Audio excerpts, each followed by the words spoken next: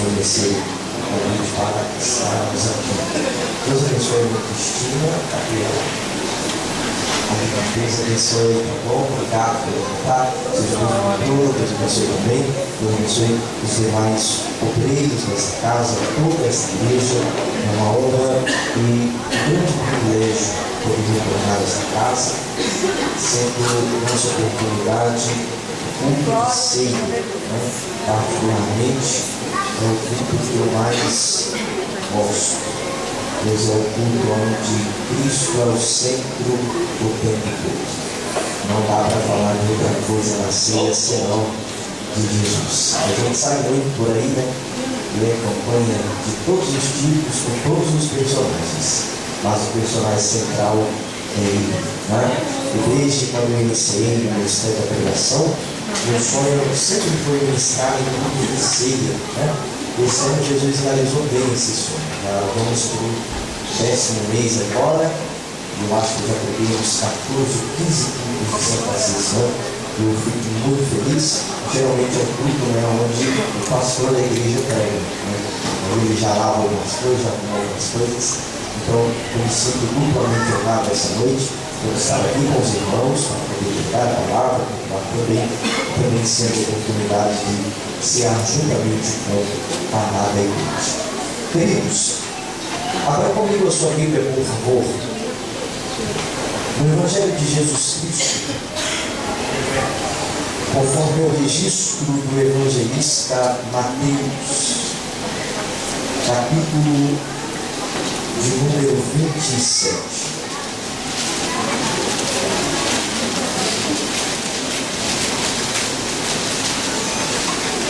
Mateus, capítulo de número 27.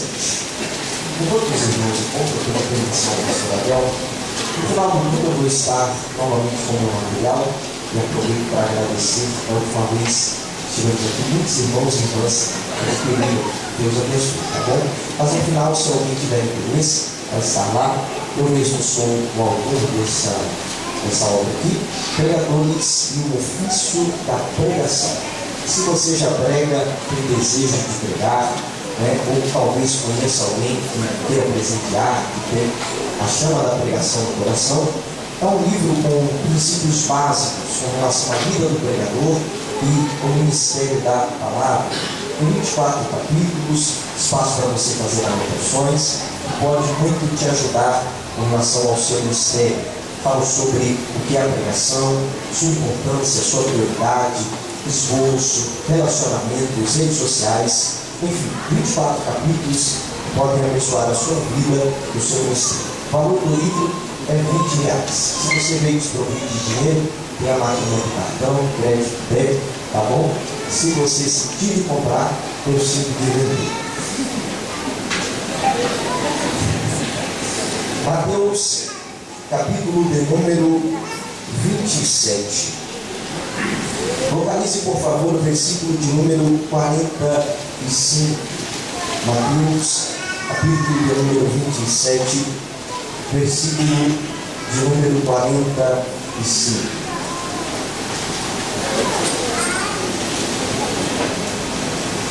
Quem achou pode dizer amém? Amém. Diz assim a palavra do Senhor. Desde a hora sexta até a hora nona, houve trevas sobre a face da terra. Por volta da hora nona, exclamou Jesus em alta voz: Eli, Eli, lema sabachthani, que quer dizer: Deus meu, por que me desamparaste? Alguns dos que ali estavam, ouvindo isto, diziam: Ele chama por Elias. Logo um deles, correndo, tomou uma esponja, embebeu-a em vinagre e, pondo-a numa cana, dava-lhe de beber. Outros, porém, diziam: Deixa, vejamos-se Elias vem livrá-lo. E Jesus, clamando outra vez com grande voz, rendeu o espírito. Neste instante, o véu do templo se rasgou em duas partes, de alto a baixo. Tremeu a terra e fenderam-se as rochas. Abriram-se os sepulcros e muitos corpos de santos que dormiam ressurgiam. E saindo dos sepulcros depois da ressurreição de Jesus, entraram na cidade santa e apareceram a muitos. O centurião e os que com ele guardavam a Jesus, vendo o terremoto e as coisas que haviam sucedido, tiveram grande temor e disseram: verdadeiramente este era o Filho de Deus. Todos podem dizer graças a Deus. Queridos, nós estamos diante de um texto que configura o ápice do ministério de Jesus. Este momento do seu ministério não marca apenas a vida de Jesus e de seus discípulos, mas marca também com grande impacto toda a história da humanidade. Se você pegar um livro de história, seja um livro histórico cristão ou um livro histórico secular, você vai perceber que este momento teve tanto impacto que geralmente quando se colocam as datas ou a referência cronológica, eles sempre vão colocar DC ou AC. Significa antes de Cristo ou depois de Cristo. Logo, isso nos informa que o que aconteceu no Calvário, cerca de 2000 anos atrás, marcou a história ao ponto de dividir a história em antes e depois de Cristo. Quando nós estamos observando este cenário, todos nós temos muitas informações, como por exemplo, as 7 declarações que Jesus fez enquanto estava sendo crucificado. É no Calvário onde Jesus diz: Pai, perdoa-lhes, porque não sabem o que fazem. É no Calvário onde Jesus diz para um dos criminosos que se arrependem: ainda hoje estarás comigo no paraíso. É no Calvário que Jesus recompensa toda a caminhada de Maria, sua mãe, olhando para João, o apóstolo do amor, e dizendo para ela: mulher, eis aí o teu filho. E diz para João: homem, aí está a sua mãe. É no Calvário onde Jesus pronuncia uma profecia. Ele cumpre esta profecia que estava nos Salmos, quando ele diz: Eli, Eli, lema sabachthani, dizendo: Deus meu, por que me abandonaste? Ainda havia uma profecia nos Salmos que diria que no período da crucificação, o Messias, ele sentiria a necessidade de alimentar ou de saciar a sua sede. E é nesse momento onde Jesus também diz: tenho sede. E as duas últimas declarações do Calvário, que mudaram toda a trajetória, é quando Jesus diz: Pai, está consumado, em tuas mãos eu entrego o meu espírito. Todas essas declarações marcaram para sempre a história de toda a humanidade. A despeito destas declarações, ao momento em que Jesus rende o seu espírito, os versículos em que nós lemos, versículo 50 diz que Jesus clamou outra vez com grande voz e rende o seu espírito. A partir desse momento, todo aquele cenário já estava sendo tomado por uma modificação. A criação começa a declarar a sua indignação, porque aquele que era criador de todas as coisas estava sendo morto de maneira ilegal e de maneira injusta. E o texto diz que a partir de um determinado horário, a partir da hora sexta e da hora nona, toda a terra foi coberta por trevas. O texto diz que no templo o véu se rasgou de alto a baixo. Do lado de fora da cidade, muitas pessoas que estavam mortas começaram a ressurgir. O texto ainda vai além, dizendo que naquele lugar, naquela região, houve um grande tremor de terra. E ainda houve também rochas que começaram a se romper. Observem que quando Jesus morre, a influência e o impacto não foi apenas para o mundo espiritual. O mundo físico e material também foi atingido pela morte do Messias. E quando nós nos deparamos com o cenário da crucificação, nós nos deparamos com algumas verdades. E essas verdades, elas nos confrontam e ao mesmo tempo consolam o nosso coração. A crucificação de Jesus, ela é um grito para todos nós que não podemos fazer absolutamente nada para herdar a nossa salvação. Se assim fosse possível fazermos alguma coisa para nos salvarmos, a morte de Jesus seria desnecessária. Como a morte de Jesus foi necessária, a crucificação grita para nós todos os dias: não há nada que possamos fazer para sermos salvos, a não ser crer na morte de Jesus. A crucificação de Jesus prova para nós que, mesmo sendo indignos, todos nós somos amados por Deus. A despeito de termos tantos lugares especiais na Bíblia, o Calvário é o lugar mais especial de toda a Bíblia Sagrada. Por que, pregador? Simples. O Calvário é o único lugar em toda a Bíblia Sagrada em que a ira de Deus e o seu amor estão ao mesmo tempo. O Calvário é o único lugar onde a ira de Deus e o seu amor se encontram ao mesmo tempo. Quando você vê Jesus totalmente desfigurado, totalmente brutalizado e flagelado pelos homens, ali você vê a ira de Deus sendo despejada sobre o seu filho. Quando você olha para Jesus totalmente ensanguentado, rasgado, com os seus poros à vista, você está vendo a ira de Deus que estava destinada a todos nós, sendo despejada agora sobre o seu filho. Só que ao mesmo tempo que o Calvário revela a ira de Deus, mostrando o quão longe os homens foram em seus pecados, o Calvário também ao mesmo tempo mostra o quão longe Deus foi para nos resgatar.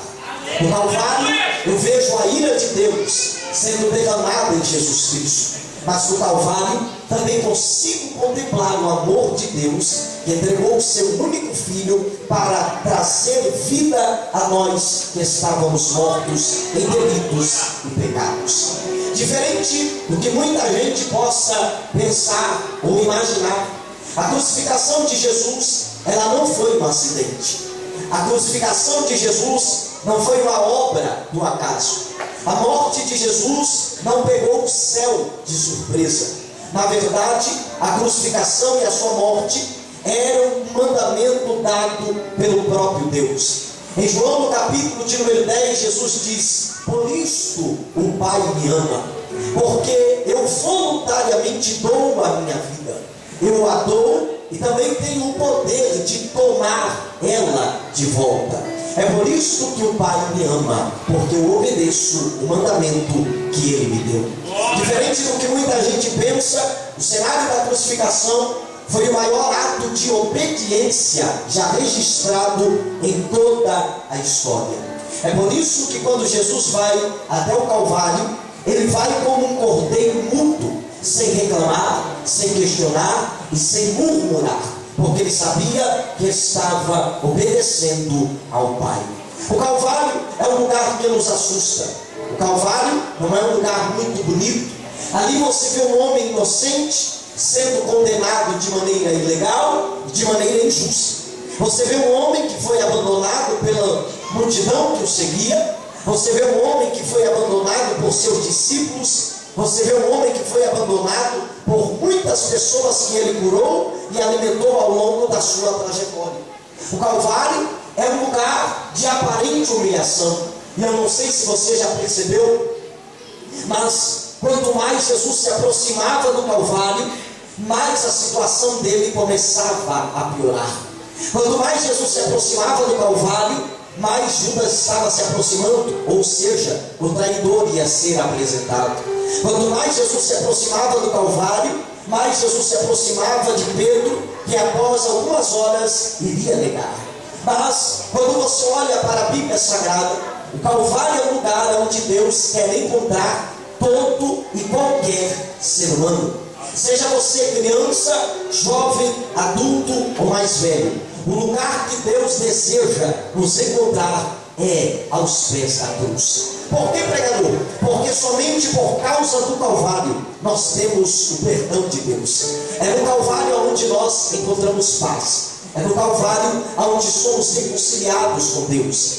É no Calvário onde a nossa lista de pecados é rasgada e somos justificados e somos perdoados por Deus. É no Calvário onde podemos nascer de novo e transformados em novas criaturas, podemos então ser adotados por Deus e sermos transformados em filhos seus. É no Calvário onde o véu que separava já não separa mais. É no Calvário onde a ira de Deus é aplacada e a condenação é transformada em amor, graça e liberdade. Deus deseja nos encontrar no Calvário, pois no Calvário é a cerca que nos protege do pecado, do diabo e da ira de Deus. É no Calvário onde Deus quer encontrar o pai e a mãe de família.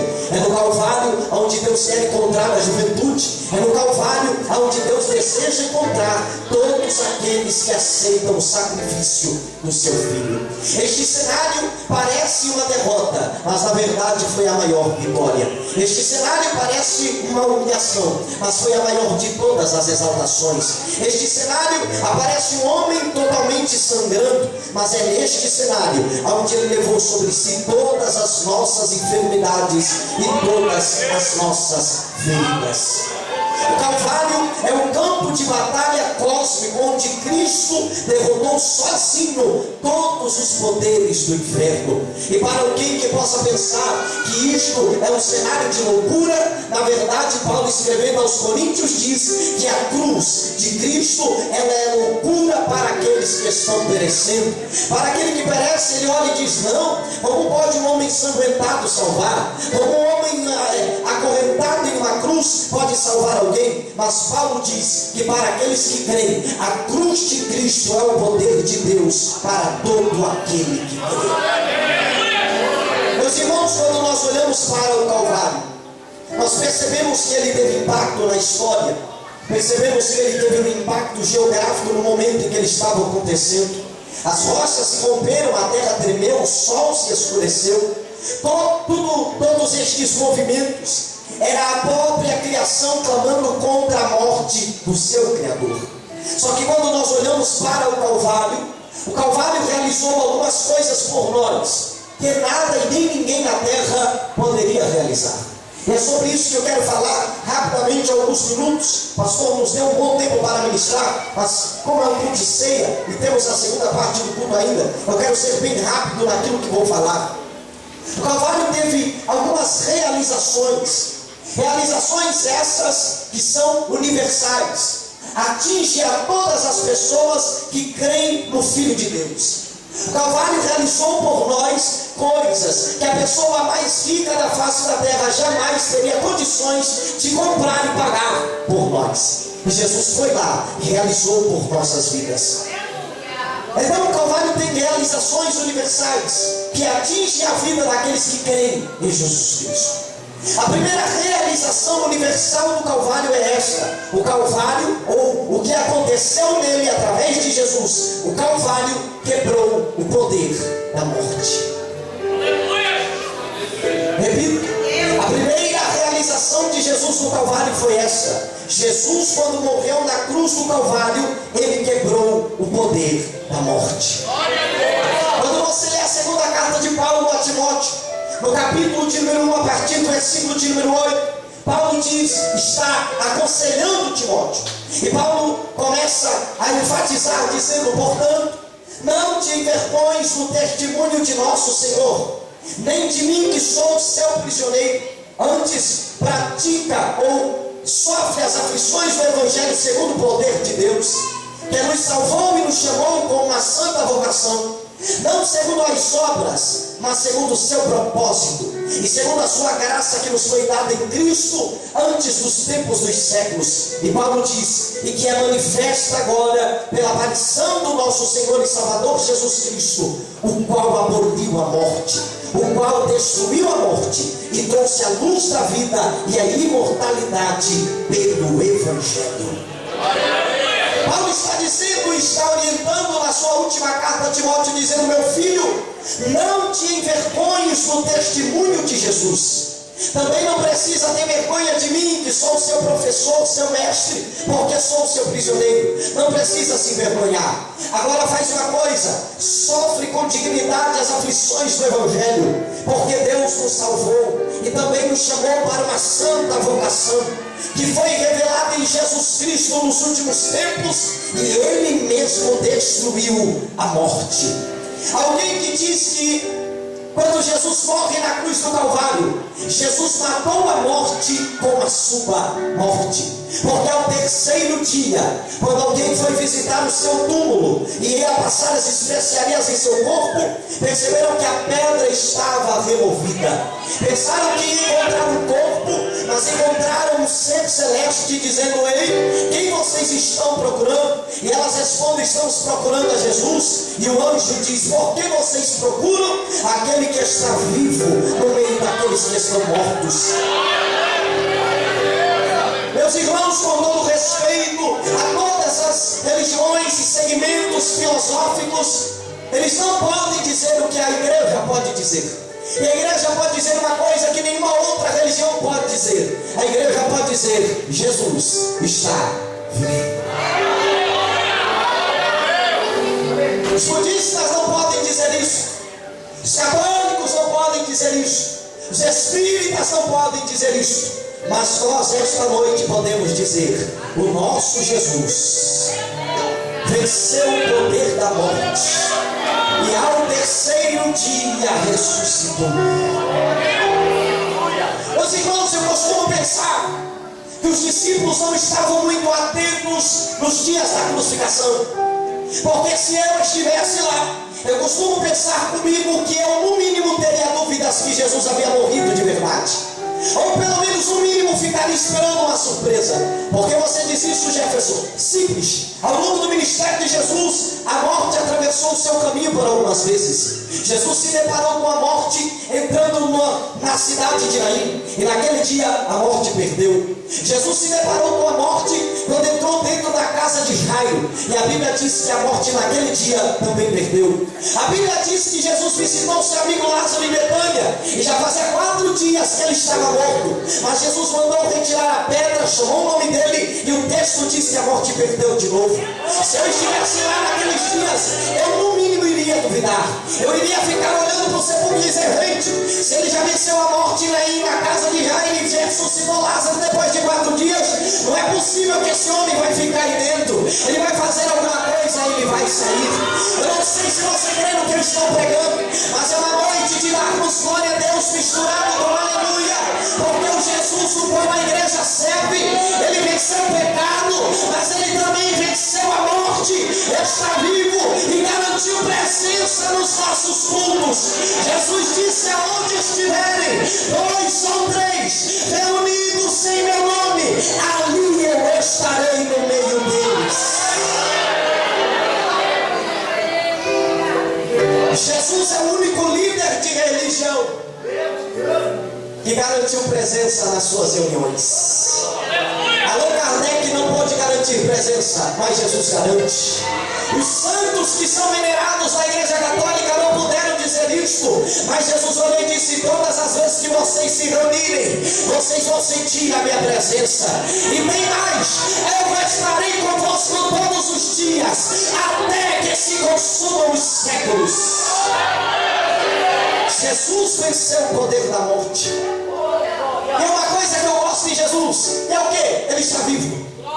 E pelo fato de estar vivo, ele não se relaciona com pessoas mortas. Porque nós vivemos em um tempo onde as pessoas estão precisando de Jesus e algo mais para se alegrar. São pessoas que não nasceram de novo. Porque aquele que nasceu de novo, ele não depende do hino bem tocado, nem de uma letra bonita, e nem do nome do pregador no cartaz. Para ele chegou aqui e dobrou o joelho, ele já sabe que Jesus está presente. Diga para alguém que está ao seu lado: Jesus está vivo. Agora pergunta para ele: e você?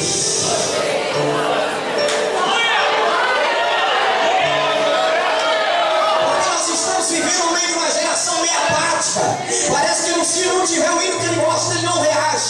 Parece que se não for a mensagem que ele gosta, ele não reage. Se o pregador não pregar do jeito que ele quer, ele não reage. Mas Jesus está vivo. E se você não está, ele está aqui esta noite para te dar vida e vida com abundância. Ele mesmo disse: eu sou o pão da vida. Ele mesmo disse: eu sou a ressurreição e a vida. Ele disse: eu sou o caminho, a verdade e a vida. Ele disse: eu dou a minha vida para que as minhas ovelhas tenham vida.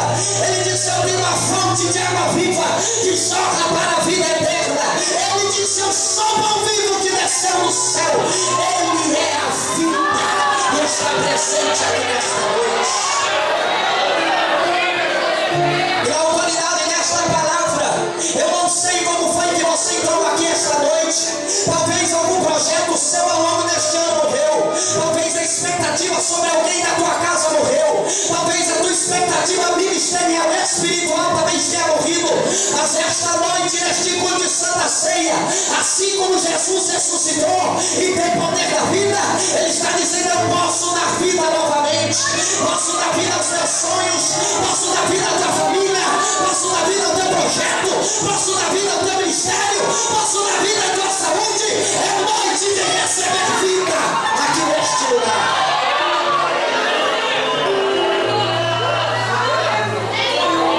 A morte não tem poder sobre nós. Pregador, mas e se Jesus voltar? Se Jesus não voltar, a gente vai descer a tumba fria, vai, mas não vai ficar lá.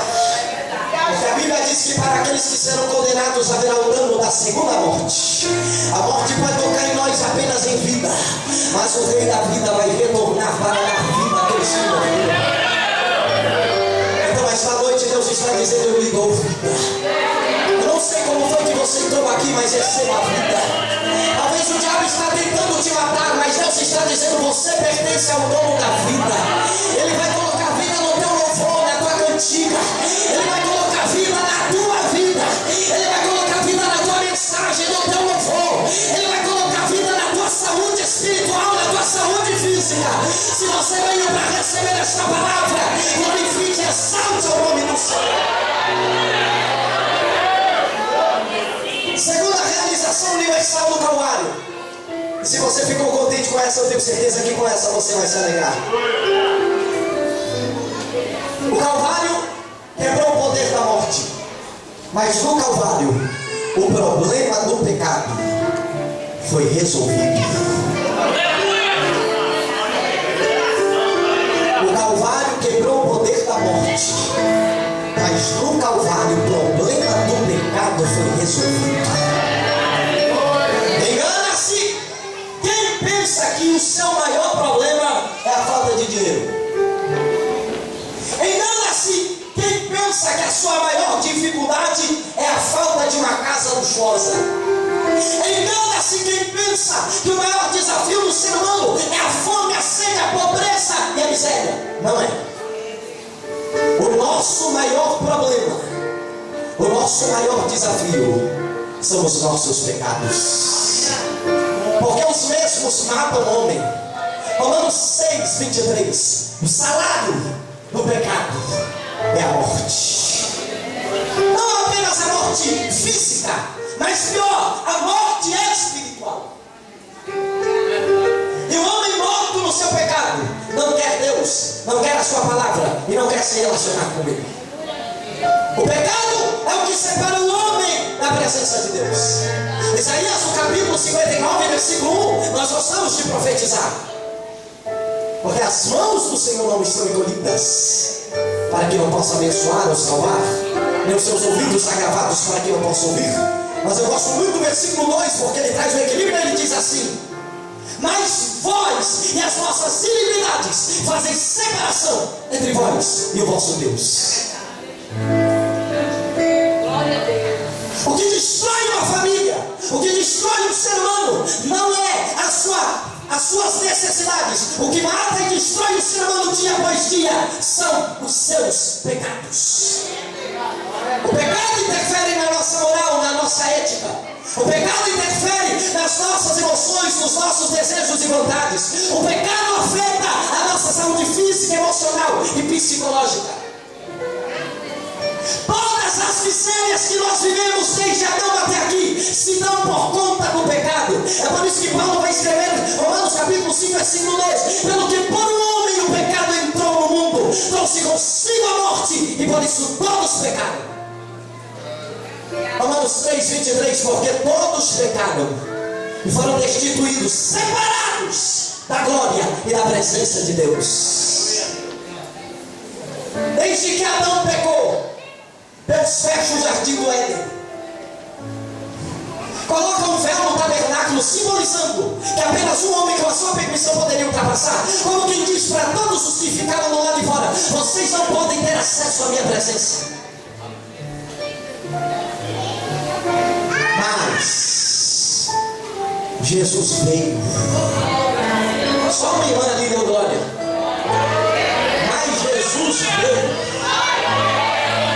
E depois de 30 anos se ocultando, ele aparece na beira do Rio Jordão. E João Batista, que tinha alguns esboços, pregava sobre o Rei de Deus, pregava sobre arrependimento, pregava sobre raça de víboras, pregava sobre a ira vindoura. Nesse dia ele trocou a mensagem.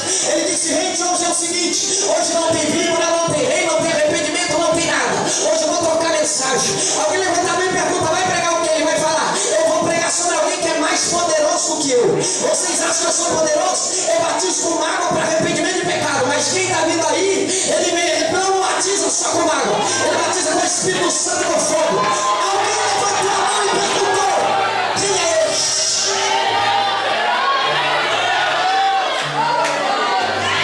Ele é mais poderoso do que eu. Para vocês terem uma ideia, eu não sou digno de desatar as suas sandálias, ofício, função de um escravo. Alguém levanta a mão e pergunta: quem é ele? Aí Jesus aparece, João na ponta, dizendo: é ele.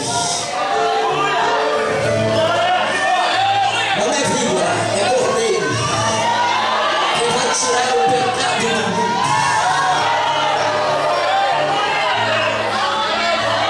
Quando Jesus morre, o seu sangue é vertido, ali está a remissão de pecados. É por isso que em 1 João capítulo 1, versículo 7, João vai dizer: mas se andarmos na luz, como ele na luz está, temos comunhão uns para com os outros, e o sangue de Jesus Cristo nos purifica de todo pecado.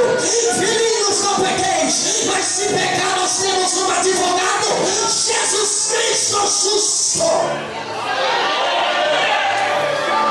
Eu não sei se isso te alegra, mas a mim me alegra muito. Porque no Antigo Testamento ninguém podia entrar, mas quando Jesus morre, o véu é rasgado. É como se Deus estivesse dizendo: está liberada a entrada. Quem quiser vir, entra com ousadia na presença, no santuário. Entra pelas portas da graça para alcançar socorro em tempo oportuno. Esta noite o diabo pode falar o que quiser, pode acusar do que quiser. Vem chegar na cruz do Calvário, nenhuma condenação há para os que estão em Cristo Jesus. Aqui não tem ninguém devendo, ele pagou o preço, o teu pecado foi resolvido.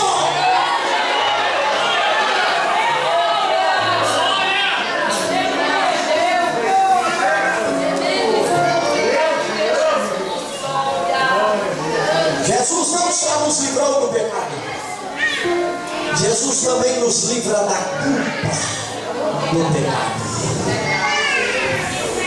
Olhe para alguém e diga: celebre. Você não está devendo nada para ninguém.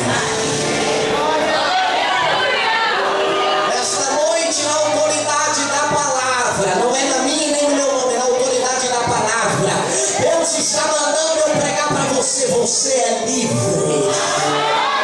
Você é livre.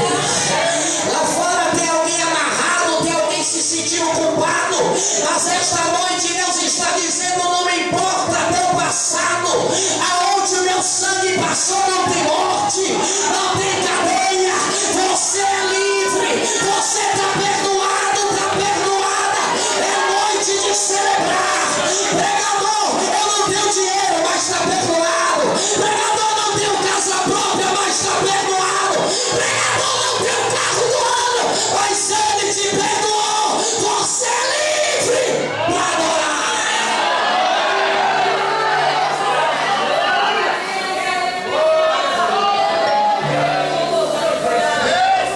Nosso problema não é falta de dinheiro. Nosso problema não é a falta de condições melhores. Nosso problema é o nosso pecado que nos afasta de Deus. Não confunda as coisas. Porque é melhor ser pobre e miserável, mas perdoado, do que ser rico e estar distante da presença dele. Tem gente que está invertendo os valores e está achando que ter uma vida abençoada é apenas ter acesso aos bens materiais. Ainda que Deus te dê isso, Jesus olhou para os discípulos e disse: ei, não fica alegrezinho não, porque os demônios se sujeitam a vocês. Antes se alegre, porque o vosso nome está escrito no livro da vida. Eu posso não ter nada aqui na terra, mas meu nome está garantido no livro da vida. Eu sou livre do pecado e da culpa. Olha para mim. Deus não está perguntando o que você fez, com quem fez e a hora que fez. Porque tem gente que é assim. A gente não pode falhar, que é uma marca para sempre. Jesus está dizendo: não me interessa. O teu pecado não é maior do que o poder do meu sangue. Tua culpa não é maior do que a minha justificativa. Eu fui para a cruz e derramei sangue para você ser livre. A morte não está sobre você, a condenação não está sobre você. Sinta a liberdade do Espírito esta noite, para cantar, para levantar a mão, para celebrar, porque tudo se fez novo. Teu passado não te aprisiona. Jesus te libertou. Você é livre para adorar.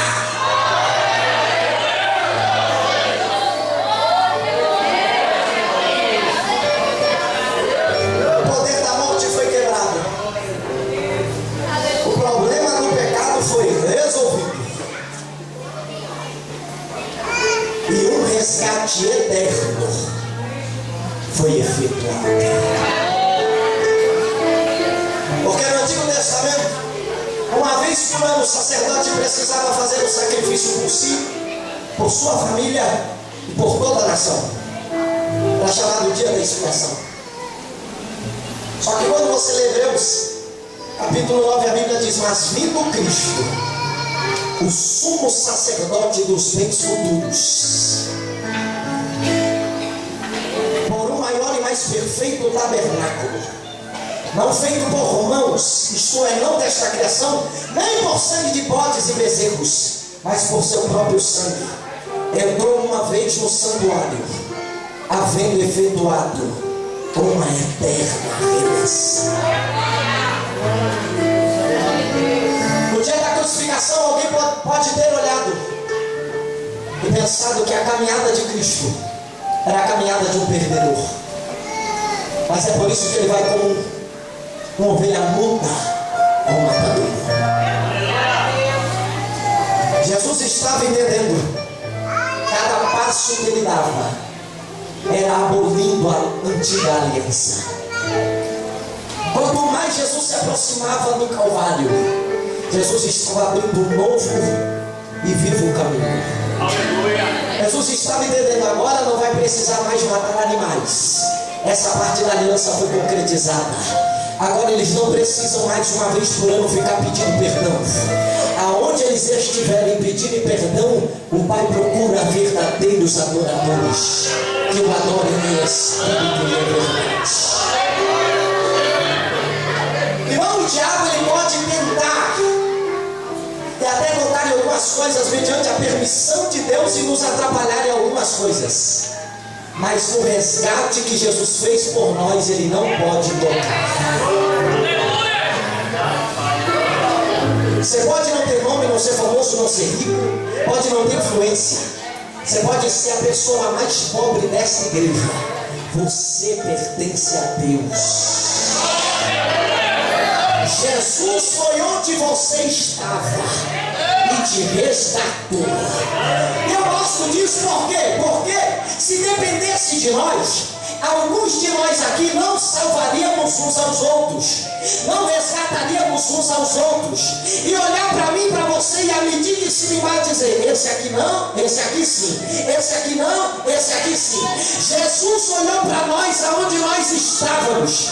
Irmão, e olha que estou pregando para a gente aqui, nem tua família te queria mais, tem gente aqui que nem teus amigos acreditavam mais em você, tem gente aqui que sabe do que eu estou falando, era para ter nascido morto, mas Jesus foi lá, disse: ninguém quer, eu quero, ninguém veste, eu invisto, ninguém acredita, eu acredito. Foi lá no bar, foi lá na esquina, foi lá onde você estava, pegou a tua alma, pegou a tua vida e disse: agora é meu, vou perdoar, vou justificar, vou limpar, vou encher do meu espírito, é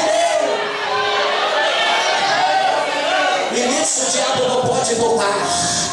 Bata no seu peito essa noite e diga: eu pertenço a Deus. A tua vida é de Deus. É Deus quem guarda os teus passos. Foi Ele quem te resgatou.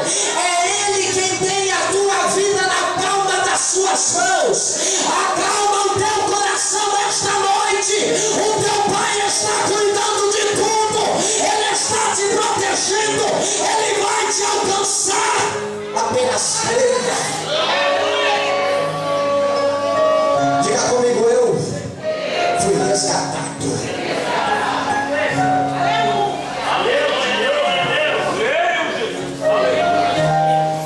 Dá uma olhadinha para trás aí, no teu passado. E se não fosse Jesus, aonde você estava nessa hora?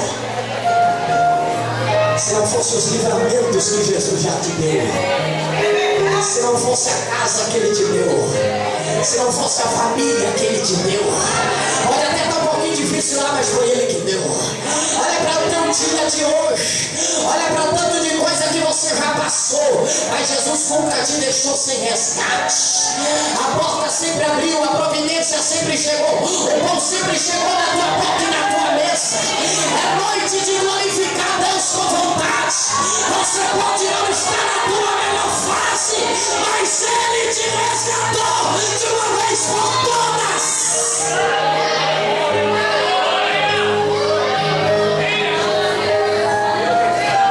O poder da morte foi quebrado, o problema do pecado resolvido, o resgate eterno.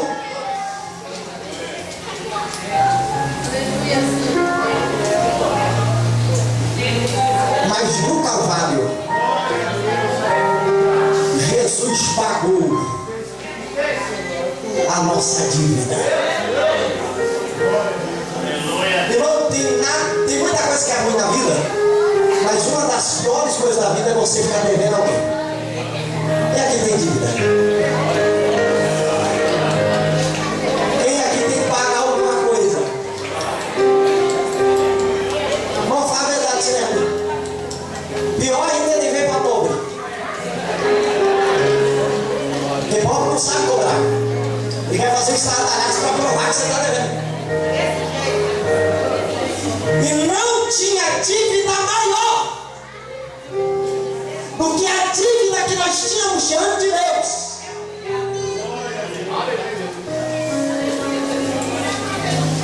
Só que Paulo escreve aos Colossenses: havendo riscado a cédula que era contra nós e que de alguma forma nos era contrária, tirou do meio de nós e cravou na cruz. E despojou todos os principados e potestades e os expôs publicamente, e deles triunfou em si mesmo. Havia uma dívida de pecado na nossa vida que ouro e prata não poderia pagar. Só que Jesus veio, olhou para mim e para você diante do Pai e disse: estão devendo, né? Não conseguem pagar, né? Fique em paz. Eu tenho nas minhas veias o sangue que vai pagar a dívida de vocês. Quando ele foi cravado naquela cruz, porque ele não murmurou? Porque ele sabia: eu estou aqui para pagar a dívida de quem não tem condição de pagar. Porque de tarde, para que todos vissem o que ele estava fazendo. E Paulo vai dizer que todos os principados e potestades contemplaram. Era como se Jesus estivesse dizendo: ei, a legalidade que eles tinham por causa do pecado acabou agora. Eles não pertencem mais a vocês, não pertencem mais ao vício, não pertencem mais à violência, eles não pertencem mais a vocês. A partir de agora são minhas propriedades. Eu estou pagando, eu estou quitando a dívida deles. Irmão, me fala a verdade, tem coisa melhor do que alguém chegar e falar para mim e para você: pode deixar, eu pago a conta. Já foi no restaurante? Você comeu bem à vontade e falou: rapaz, hoje eu vou gastar muito. Aí tinha aquele irmão, aquela irmã abençoada falando: fique em paz, eu pago a conta. A minha e a tua dívida diante de Deus era altíssima e você não tinha como pagar. Mas Jesus disse: daqui a nota, daqui a conta, é eu quem vou pagar, sou eu quem vou pagar. Agora, vive a tua vida em paz, vive a tua vida livre. A nossa geração está sofrendo porque não toma posse dessas verdades. É gente ansiosa, é gente desesperada. Mas esta noite Deus está dizendo: fique em paz. A maior de todas as dívidas, meu filho já pagou. Creia e viva, está pago.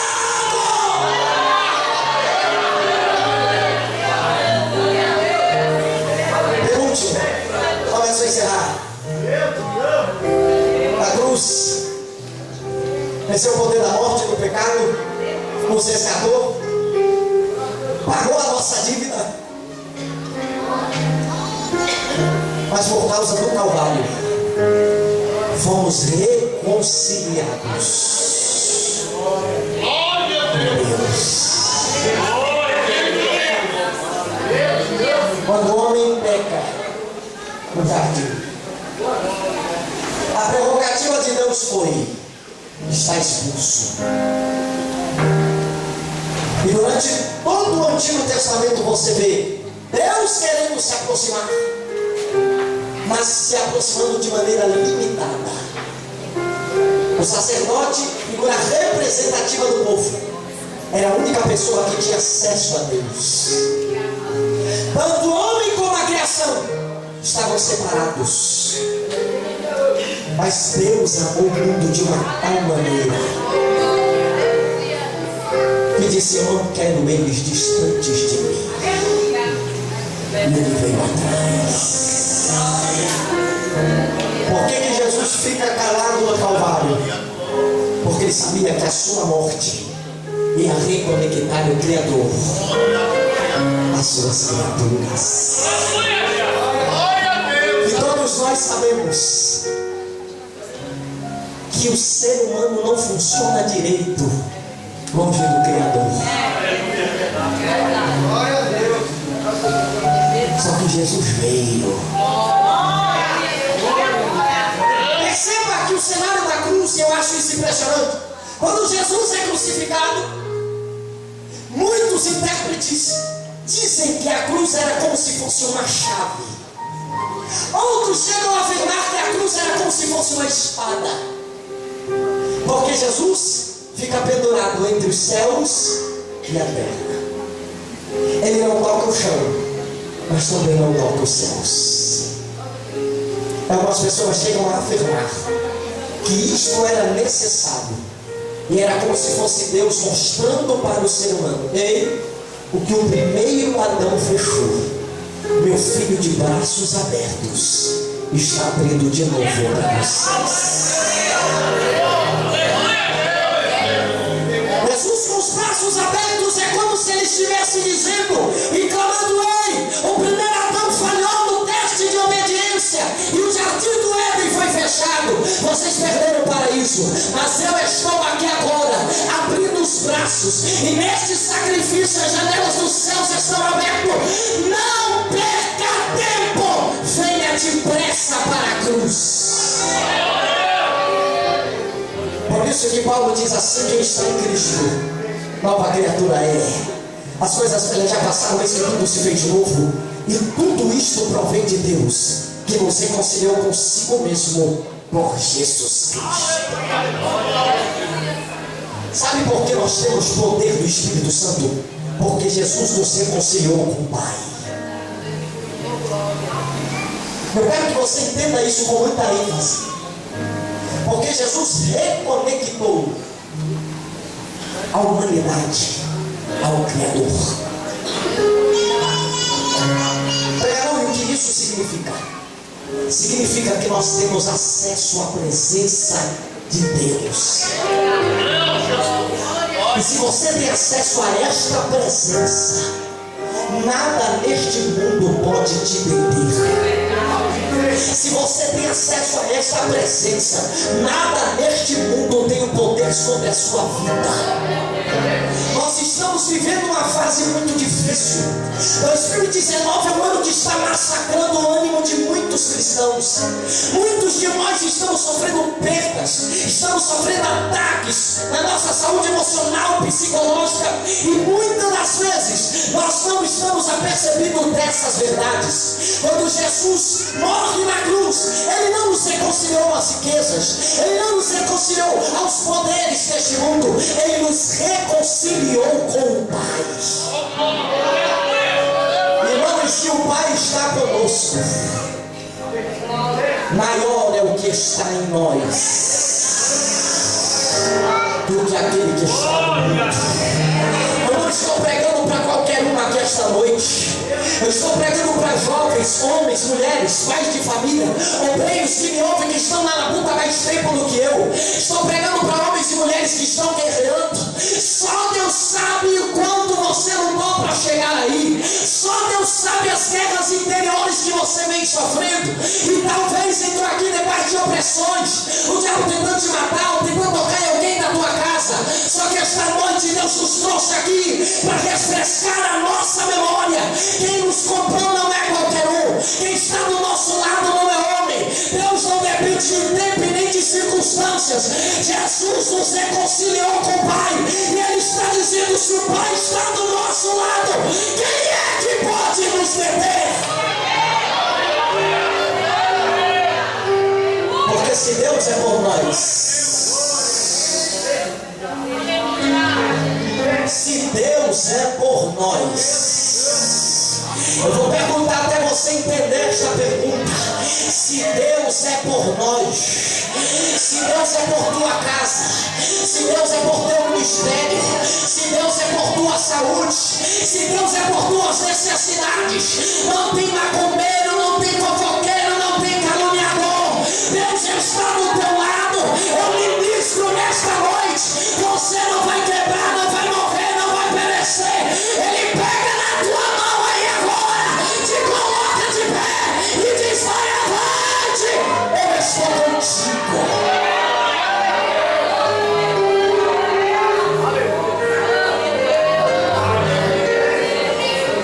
Eu estou terminando, nós estamos em família esta noite. Com carinho, com gentileza, pegue na mão da pessoa que está do seu lado, por favor. Diga para ele uma frase simples, mas diga com vontade. Diga para ele: Deus está com você.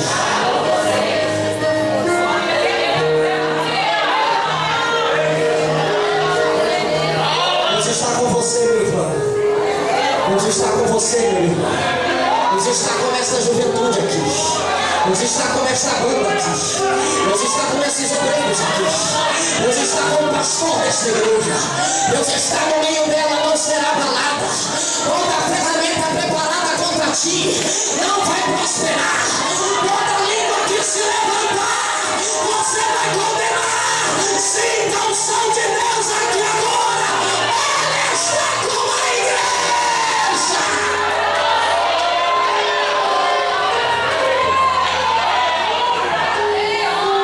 Você só chegou aqui porque Ele está com você. Você só suportou todas as calúnias porque Ele está com você. Você não abriu mão da tua vida ainda porque você sabe que Ele tem projetos com você. Você não vai desistir porque Ele está dizendo: eu estou com você. Tempo não tempo, eu estou com você. Segunda-feira, eu estou com você.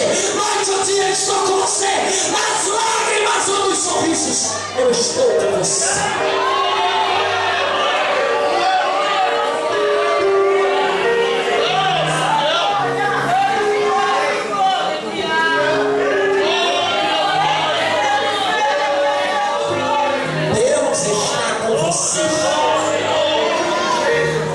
Às vezes temos a sensação de estamos sós, mas é uma sensação da condição da nossa carne, porque Ele não nos deixa. As pessoas podem te deixar, Jesus não te deixa. As pessoas podem menear a cabeça para você, Jesus não. É Ele que nos dá graça no meio das desgraças da vida. E é esta graça que nos sustenta de pé. Olha bem para nós, irmãos.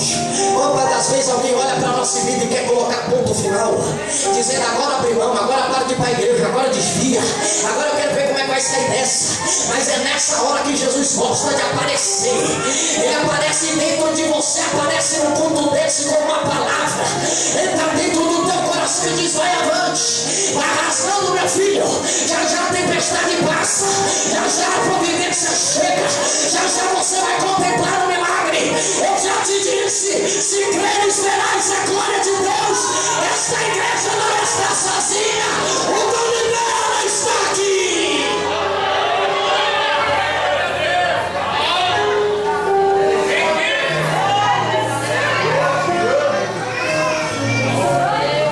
Mas algo que é muito interessante ressaltar, e já concluo. Uma das realizações importantes do Calvário não é só nos reconciliar com Deus. A cruz também nos faz reconciliarmos uns com os outros.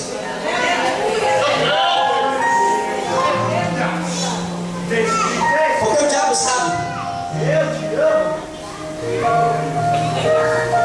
que a melhor forma de destruir a igreja é causar rachaduras no meio dela.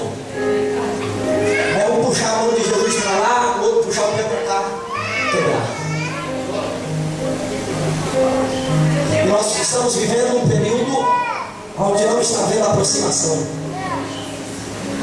Falta humildade e simplicidade para resolvermos as diferenças. Esses dias pregando eu disse, teve um obreiro que não gostou e ele veio me confrontar.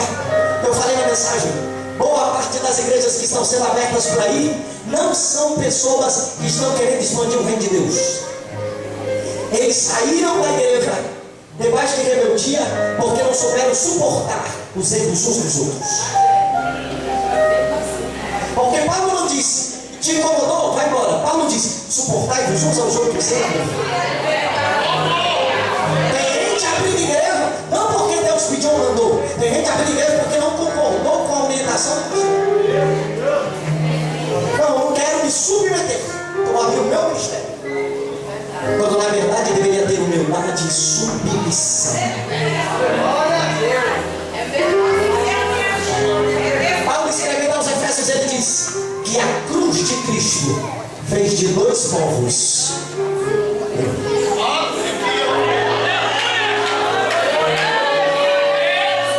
Porque para os israelitas somos nós, e os gentios se lascam. Você não lembra o nome de Jonas? Deus salvou uma cidade inteira e ele ficou com ódio. É uma salvação por ódio. Só que quando Jesus veio, na presença dele não tem patrão nem servo, não tem circuncidado e nem circunciso, não tem servo e não tem livre. Na presença dele todos somos iguais. O evangelho que te separa do teu irmão é o falso evangelho. Se o evangelho que você diz servir não te faz alguém para pedir perdão, para se conectar, para se relacionar, este evangelho é falso. O evangelho verdadeiro te faz pedir perdão, te faz pedir desculpa, te faz buscar a comunhão.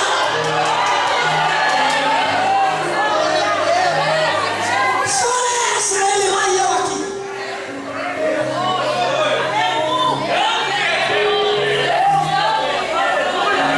Tem gente que gosta de pagar de homem e mulher de Deus, mas quando erra não confessa e não vai pedir perdão.